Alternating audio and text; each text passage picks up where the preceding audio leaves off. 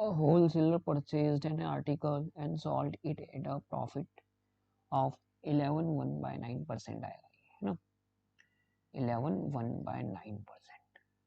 ठीक है, had he bought the article for rupees 1300 less, ठीक है, and sold for rupees 3000 less, the loss would have been, तो loss यहाँ पे आएगा 9 1 बाय 11% का. ये क्वेश्चन में थोड़ी सी मिसिंग थी.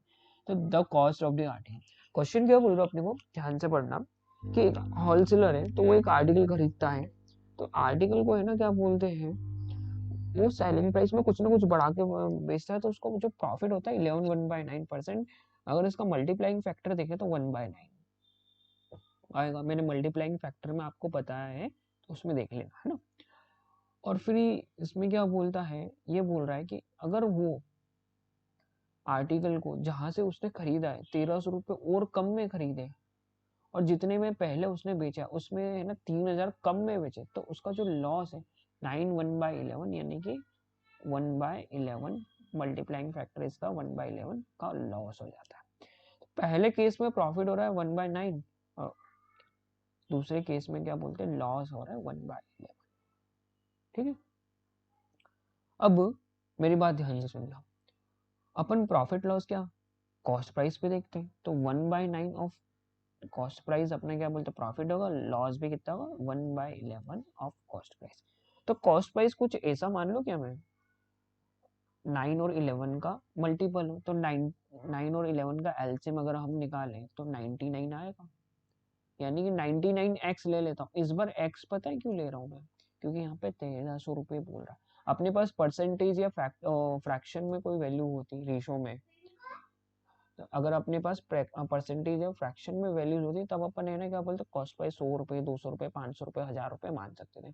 पर अगर मैं 100 रुपये में मान रहा हूँ और क्या बोलते हैं उसको कुछ ना कुछ प्रॉफिट मान लो 200 में बेच रहा हूँ, दूसरे केस में क्या बोल रहा है कि 1300 रुपये कम में खरीद रहा हूँ है ना, तो अपने लिए क्या बोलते हैं इसमें 1300 रुपये कम में कितना हो जाएगा, यानी कि माइनस का 1200. अब अगर अपन कॉस्ट प्राइस भी वापस से अगर 1000 रुपये मानते हैं, तो अपन क्या करेंगे फिर दूसरे केस में 1300 रुपये कम में खरीदेंगे, तो यानी कि माइनस के 300 में. तो कॉस्ट प्राइस यहाँ पे ना अपन क्या बोलते मान नहीं सकते कुछ भी, अपने को जो भी मानना है ना वेरिएबल लेना पड़ेगा इसमें. इस केस में तो वेरिएबल आपको लेना है, ये बिना वेरिएबल के क्वेश्चन सॉल्व हो ही नहीं सकता. तो कॉस्ट प्राइस क्या बोलते हैं, एक जगह प्रॉफिट हो रहा है 1/9 का, एक जगह प्रॉफिट हो रहा है अपने को ओ सॉरी लॉस हो रहा है 1/11 का. तो 1/9 और 1/11 का मैंने क्या बोलते हैं कुछ नंबर मान लेता हूँ मल्टीपल, यानी कि 99. तो कॉस्ट प्राइस में इसका ले लेता हूँ 99x. ठीक है, कॉस्ट प्राइस मैंने यहाँ पे कितनी ले ली है, यहाँ पे मैंने कॉस्ट प्राइस ले ली है यहाँ पे 99x. तो प्रॉफिट यहाँ पे क्या हो रहा है कि केस 1 में 1/11, और 1/11 ऑफ 99x, यानी कॉस्ट प्राइस का ही निकालेंगे ना प्रॉफिट, कॉस्ट प्राइस पे निकालते प्रॉफिट.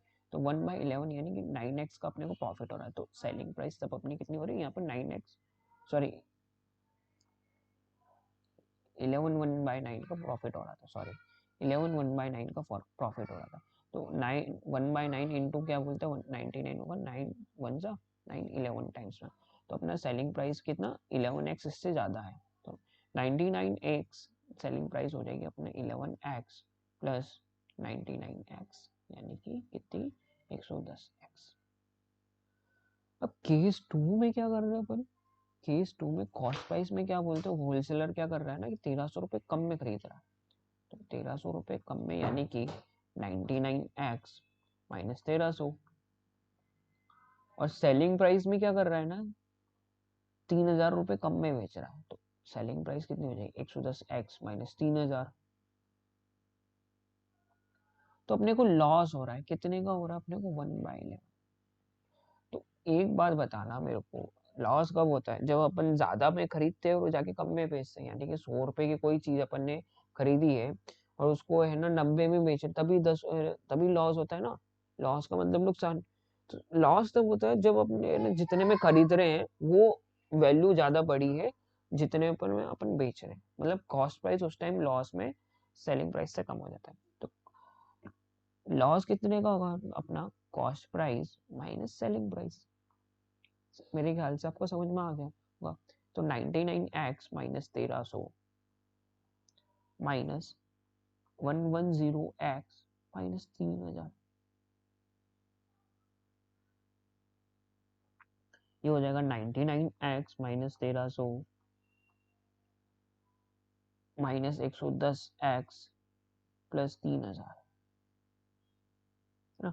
तो 99x में से 110x गए तो कितने बचेंगे अपने पास, लॉस कितने का आ गया अपना, माइनस का 11x और माइनस 1300 प्लस 3000, ये हो जाएगा 1700। और लॉस की वैल्यू कितने दे रखी है अपने को, 1/9। और लॉस अपन कैलकुलेट हमेशा क्या करते हैं, लॉस प्रॉफिट हमेशा कॉस्ट प्राइस में। और सेकेंड केस की बात कर रहे हैं अपन, तो कॉस्ट प्राइस भी अपन सेकेंड केस की ही लेंगे। तो इसकी कॉस्ट प्राइस कितनी हो जाएगी, 1/9। लॉस कितना हो गया, 1/9 into 99x minus 1300, 99x minus 1300, ठीक है। तो इसकी वैल्यू कितनी होगी अपनी, माइनस 11x प्लस 1700।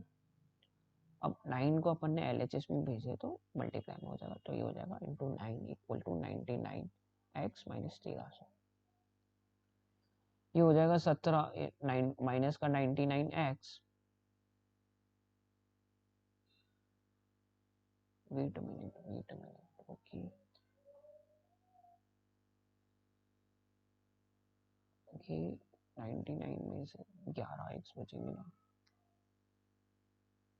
ओ सॉरी सॉरी सॉरी, लॉस अपने को 1/11 का हो रहा था, लॉस अपने को 1/11 का हो रहा था, मैंने प्रॉफिट 1/9 का था, तो लॉस अपने 1/11 का था। तो ये इधर 11 हो जाएगा, ये भी इधर 11 हो जाएगा, ठीक है। तो 11 इंटू 11x हो जाएगा माइनस का 121x प्लस 11 इंटू 1700 हो जाएगा 18700 इक्वल टू 99x माइनस 1300। अब 1300 को अपन LHS में भेजेंगे और 121 को अपन RHS में भेजेंगे, तो 1300 प्लस 18700 हो जाएगा 20,000।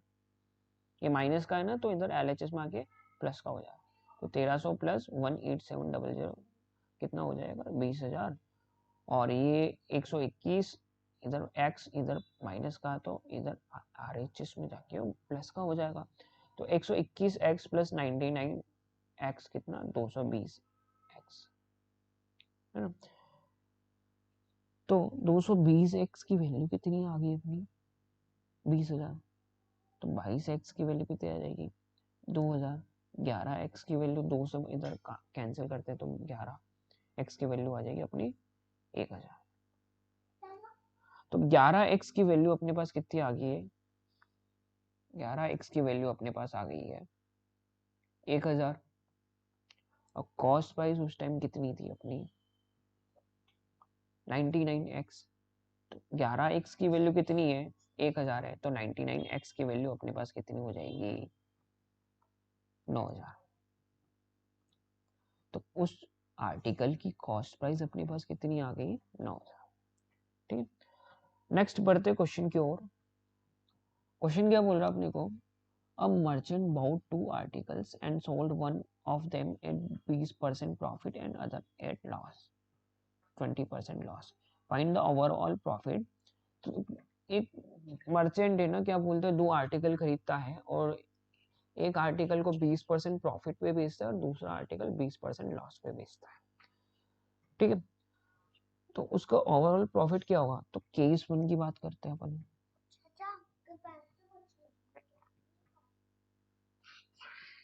तो केस 1 की बात करें तो यहाँ पे क्या बोलते हैं, he had bought at the same price, मतलब कॉस्ट प्राइस दोनों की सेम, तो CP1 को 100 मान लेते हैं अपन, तो CP2 की वैल्यू को भी 100 मान लेते हैं। तो यहाँ पे क्या बोलते हैं, 100 का 20% क्या हो जाएगा अपना, 20 रुपए हो जाएगा, ठीक है। तो 100 इस पे कॉस्ट प्राइस तो क्या बोलते हैं, तो दोनों को मिला के कॉस्ट प्राइस कितनी हो जाएगी, 200 रुपए टोटल, उसको 200 प्लस 100 यानी 200 का पड़ा। तो पहला क्या बोलते हैं, 20% प्रॉफिट, 100 का 20% प्रॉफिट कितना होता है, 20 रुपए। तो सेलिंग प्राइस कितनी हो जाएगी यहाँ पे, 120 रुपए। दूसरा 20% लॉस पे बेच रहा है, मतलब कि 20 रुपए कम पे, यानी कि 80 रुपए में। तो टोटल उसको कितने में पड़ेगा, कितने में बेचा उसने, 200 रुपए में बेच दिया, 120 और 80 कितने, 200 रुपए हो गए। तो उसने खरीदा भी 200 में था, बेचा भी 200 में, ना ही प्रॉफिट हुआ ना ही लॉस हुआ। तो इसका एक रिजल्ट नोट करके रख लेना, जब भी कोई दो आर्टिकल सेम प्राइस पे खरीदते हैं और एक को कुछ प्रॉफिट पे बेचते हैं, दूसरे को कुछ लॉस पे बेचते हैं, और दोनों के प्रॉफिट और लॉस परसेंट की वैल्यू सेम होगी ना, यहाँ पे कॉस्ट प्राइस सेम, ये बात रखना। अगर दो आर्टिकल को अपन सेम कॉस्ट प्राइस पे खरीदते हैं, एक को लॉस पे बेचते हैं, दूसरे को प्रॉफिट पे बेचते हैं, दोनों का परसेंट, प्रॉफिट परसेंट और लॉस परसेंट अपना सेम होता है, तो उसका क्या बोलते हैं अपन, ओवरऑल की बात की जाए, कुल मिलाकर अपने को ना ही लॉस होगा ना ही प्रॉफिट होगा। ठीक है। अब कॉज सेकंड केस टू क्या बोल रहा है अपने को कि ना he has sold them at same price, है ना। केस टू की बात की जाए तो सेलिंग प्राइस सेम है, तो सेलिंग प्राइस को अगर मैं 100 मान रहा हूँ पहले को, सेलिंग दूसरे को भी 100 मान लो, क्योंकि बीच सेम रहा, तो पहले का 20% प्रॉफिट हो रहा है, तो 120% की वैल्यू अपने को कितनी दे रखी है, 100 रुपए, है ना। और दूसरा लॉस में बेच रहा है 20% में, यानी 80% की अपने को कितनी देगी, 100 रुपए, है ना। तो कॉस्ट प्राइस कितनी होगी, 100% होगी, तो कॉस्ट प्राइस 1 कितनी होगी, 10 से 10 गया, तो 12% की वैल्यू कितनी आएगी, 10 आ गई, तो 1% की वैल्यू कितनी आ जाएगी, 10/12 ना। तो 100% की वैल्यू कितनी आ जाएगी अपनी, इधर भी 100 से मल्टीप्लाई कर रहे हैं, इधर भी 100 से मल्टीप्लाई कर रहे हैं, ऊपर मल्टीप्लाई कर रहे हैं, है ना। तो ये आ जाएगा 1000/12, तो 1000/12, तो 100% की वैल्यू अपनी कितनी आएगी, 1000/12 यानी 83.33।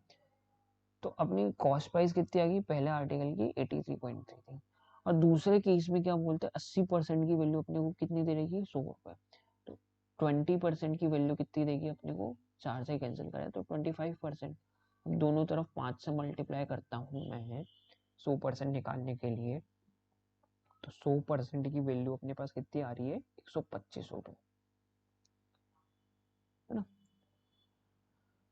तो अपनी क्या बोलते हैं कॉस्ट प्राइस 1 कितनी थी, 83.3 थी, और दूसरी क्या बोलते हैं, क्या बोलते हैं लॉ, ये यहाँ पे सॉरी, कॉस्ट प्राइस कितनी थी, 125 रुपए, पहले 83.33 थी, 83.3 थी, और दूसरी कितनी थी, 125 रुपए थी। ठीक है। तो टोटल कॉस्ट प्राइस अपने पास कितनी आ गई, 205, 208.33। बेचा कितने में अपन, 200 रुपए में, टोटल ओवरऑल की बात करें, पहले की भी कॉस्ट और सेलिंग प्राइस 100 रुपए थी, दूसरे की सेलिंग प्राइस 100 रुपए थी, और खरीदा अपन ने टोटल मिला के 208 में, तो अपने को ओवरऑल लॉस हुआ ना, अपन बेच रहे 200 में और खरीद रहे 208.33 में, तो लॉस हो रहा अपना कितने का, 8.33 रुपीज का। कॉस्ट प्राइस अपनी 200 है, सेलिंग प्राइस 208.33, तो 8.33 का लॉस है अपने को कितने पे, 200 रुपए, 208 रुपए में, सॉरी, सेलिंग नहीं, सेलिंग प्राइस 200 थी, कॉस्ट प्राइस 208.33, तो 208.33 पे अपन को लॉस कितने का हुआ, 8.33 का, और परसेंट निकालने के लिए 100 से मल्टीप्लाई करते हैं, कैलकुलेट करके बताता हूँ, बस 2 मिनट।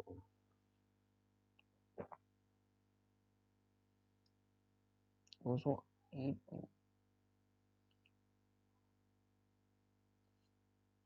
तो इसकी वैल्यू आ रही है अराउंड 3.99%, यानी कि 4%। तो आज के लिए बस इतना ही, मिलते हैं नेक्स्ट लेक्चर में।